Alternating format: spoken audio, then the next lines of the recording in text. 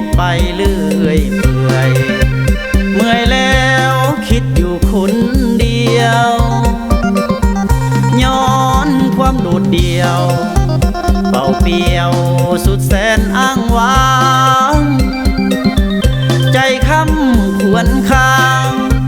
ขาดคนร่วมทางเดินเที่ยวบ่าไว้ขนองอายุลักสองแน่นเหนียวหักแล้วจะเสียวจะพาไปเที่ยวหลายทางขอแต่สาวรักสามยอมหาผู้ชายคนนี้สิสู้เต็มที่ให้สมศักดิ์ศรีของนางสิคอยเอาใจถ้าได้รุ่นเอื่อยห่วมทางหูเฮ็ดหูสร้างให้นางได้หาบได้หูจะขอเลี้ยงดูอุ้มสู้ตามคำสัญญาถ้าได้การดาเป็นภรรยาเคียงคู่ในความหูสึกลึกๆก็พอหูอยู่ว่าเจ้าเลิศรู้สมตูหน้าหักหน้าแพ้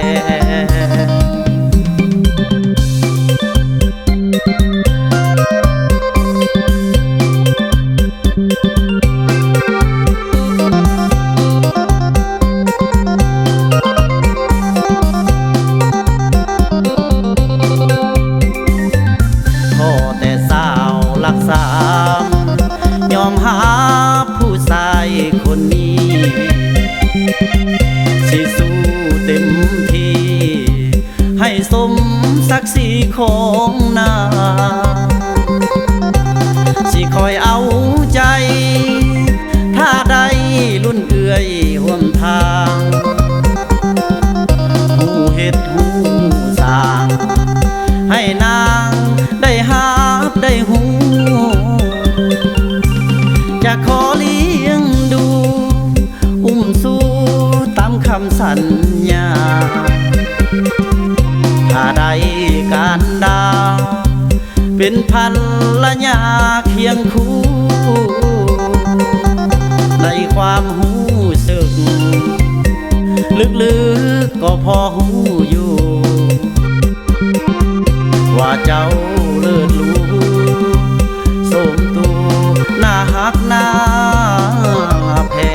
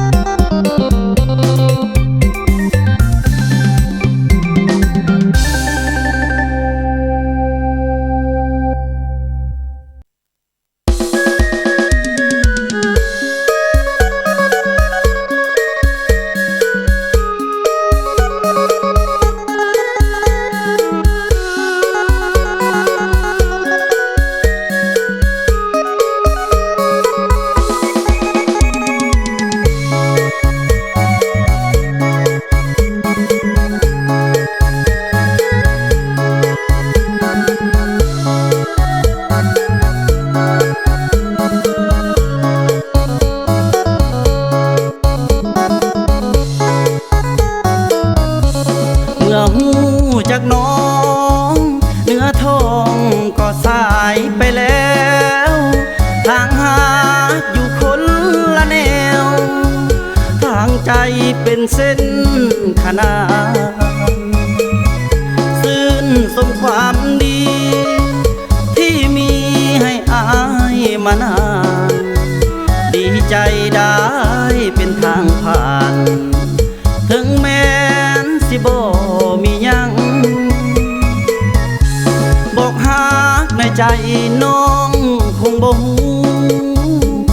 ขโมยหัวใจมาอยู่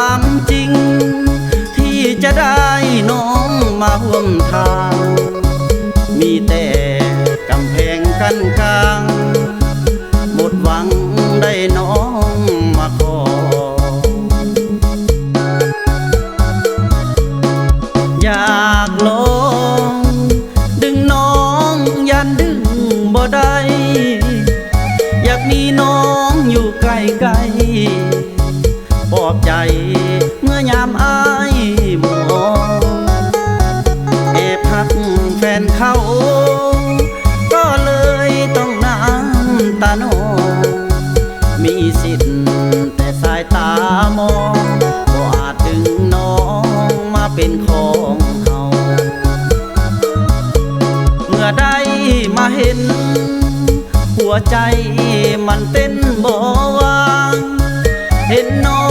งมีสายเคียงข้างแห่งสร้างแห่งเพิ่มความเหงาเมื่อหากบ่ได้ก็บ่ฝืนใจญาติเขามีสิทธิ์สำนีเก่ายอมเหงาขอแต่ได้มอง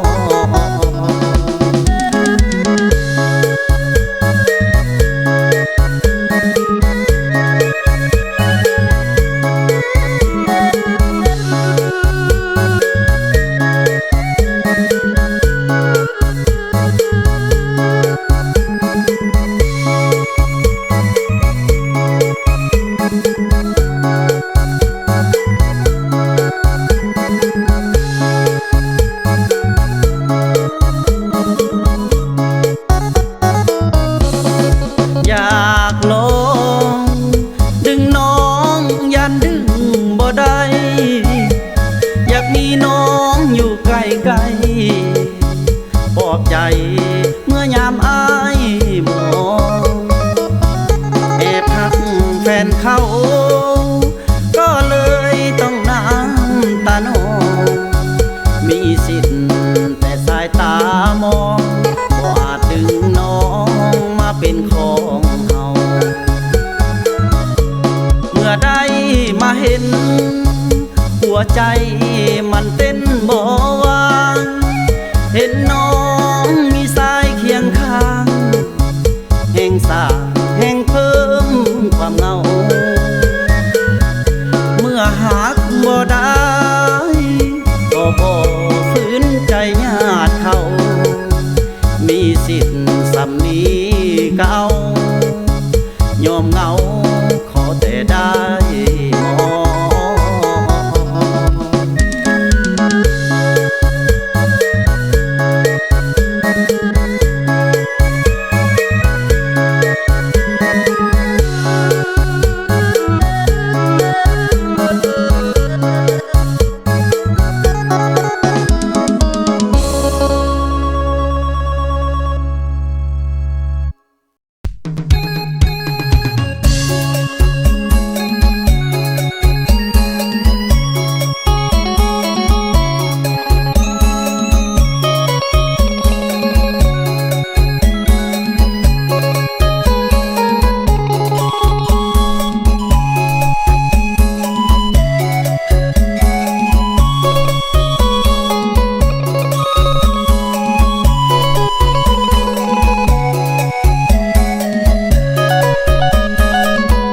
ยามอยู่ห่างไกล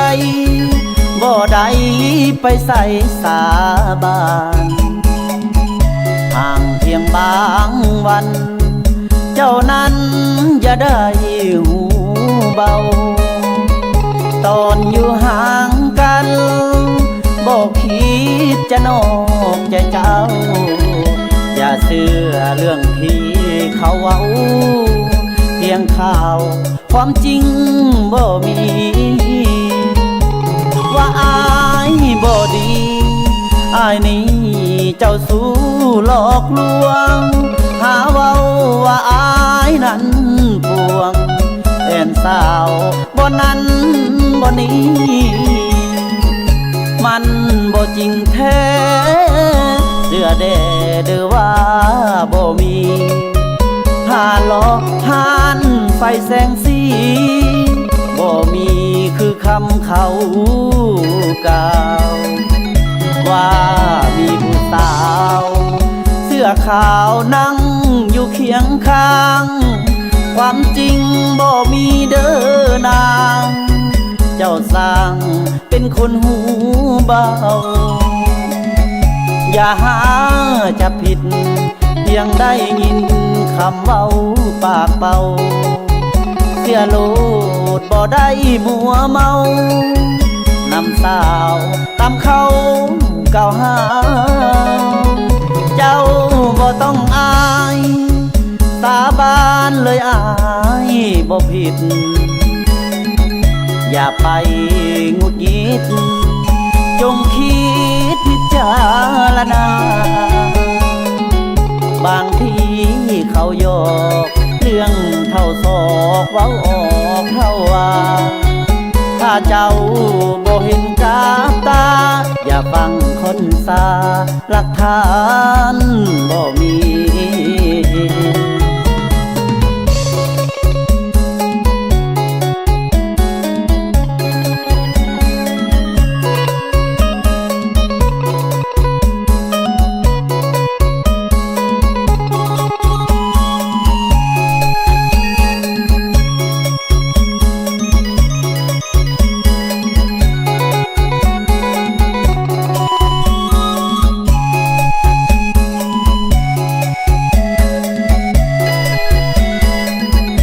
ว่ามีผู้สาวเสื้อขาวนั่งอยู่เคียงข้างความจริงบ่มีเด้อนางเจ้าสร้างเป็นคนหูเบาอย่าหาจะผิดเพียงได้ยินคำเว้าปากเบาเสียโลดบ่ได้มัวเมานำสาวตามเขาเก่าหาเจ้าบ่ต้องอายสาบานเลยอายบ่ผิดอย่าไปงุดหงิดจงคิดพิจารณาบางทีเขาหยอกเรื่องเท่าศอกเว้าออกเท่าว่าถ้าเจ้าบ่เห็นกับตาอย่าฟังคนซาหลักฐานบ่มี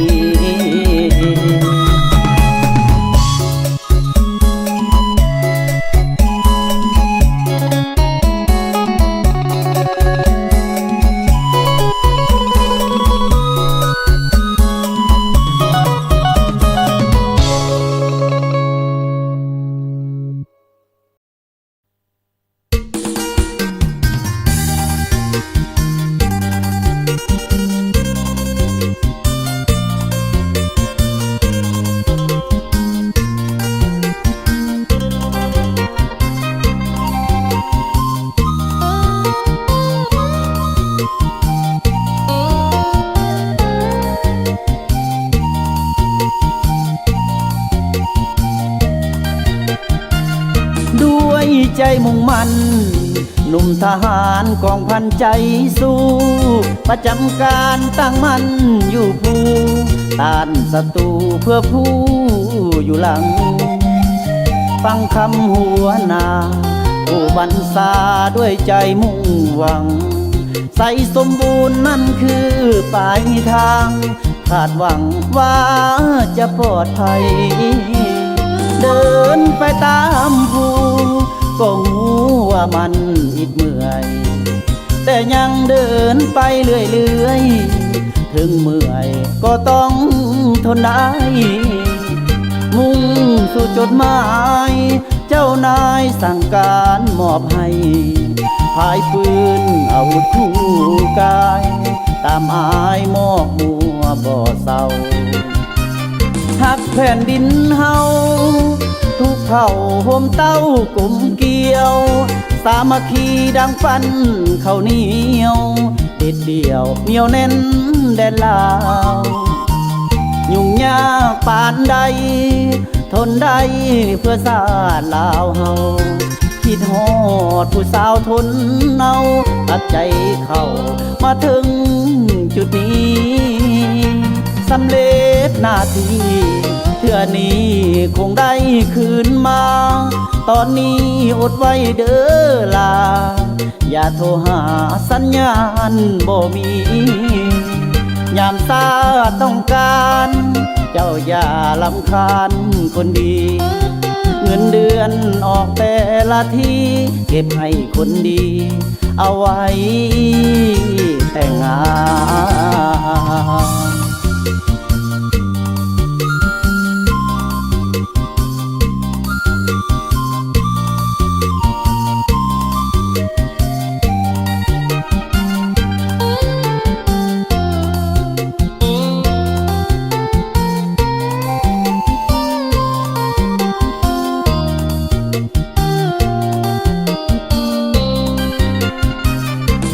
ผ่นดินเฮาทุกเผ่าโฮมเต้ากลมเกี่ยวสามัคคีดังฟันข้าวเหนียวเด็ดเดี่ยวเหนียวแน่นแดนลาวยุ่งยากปานใดทนได้เพื่อชาติลาวเฮาคิดฮอดผู้สาวทนเอาตัดใจเข้ามาถึงจุดนี้สำเร็จหน้าที่เทื่อนี้คงได้คืนมาตอนนี้อดไว้เด้อลาอย่าโทรหาสัญญาณบ่มียามตาต้องการเจ้าอย่าลำคาญคนดีเงินเดือนออกแต่ละทีเก็บให้คนดีเอาไว้แต่งงาน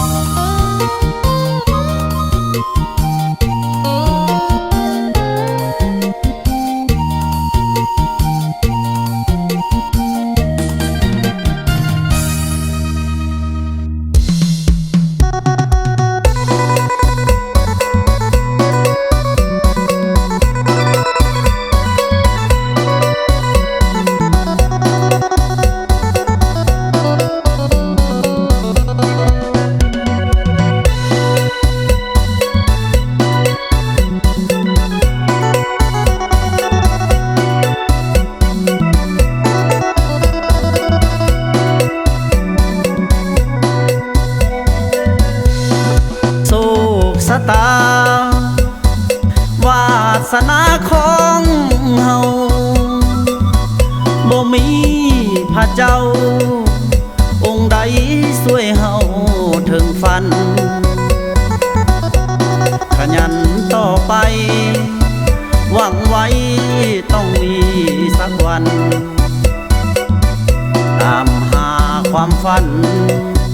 ทางผ่านชีวิตวุ่นวายน้อยใจแต่บ่ได้อ่อนแอผิวดำกำแลบ่แค่สายตาผู้ใด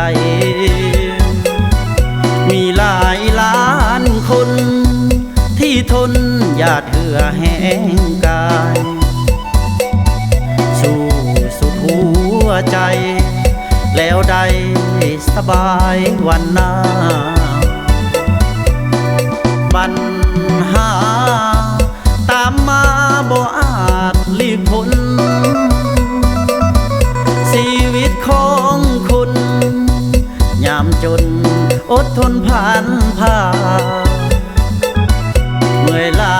บางครั้งยังมีความหวังศรัทธาแสดงความกล้าประเสริฐหน้าสู้กับความจนชีวิตสับสนทุกคนต้องมีหนทางอย่าคิดสิ้นหวังจงเดินทางตามใจของตนพอเดินก้าวหน้าดีกว่าถอยหลังวกวนเวลาบอกเคยท้าคนเลิกสนคำเขานินทา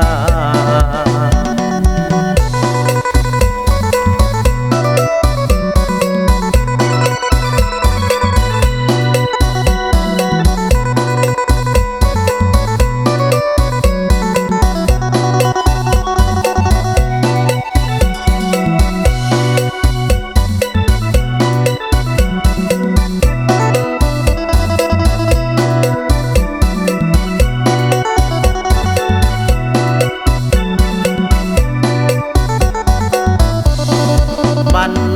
หาตามมาบ่อาจหลีกพ้นชีวิตของคนยามจนอดทนผ่านผ่าเมื่อยล้าบางครั้งยังมีความหวังศรัทธาแสดงความกล้าประเสริฐหน้าสู้กับความ ความจนชีวิตสับสนทุกคนต้องมีหนทางอย่าคิดสิ้นหวังจงเดินทางตามใจของตนพอเดินก้าวหน้าดีกว่าถอยหลังวกวนเวลาบอกเคยท่า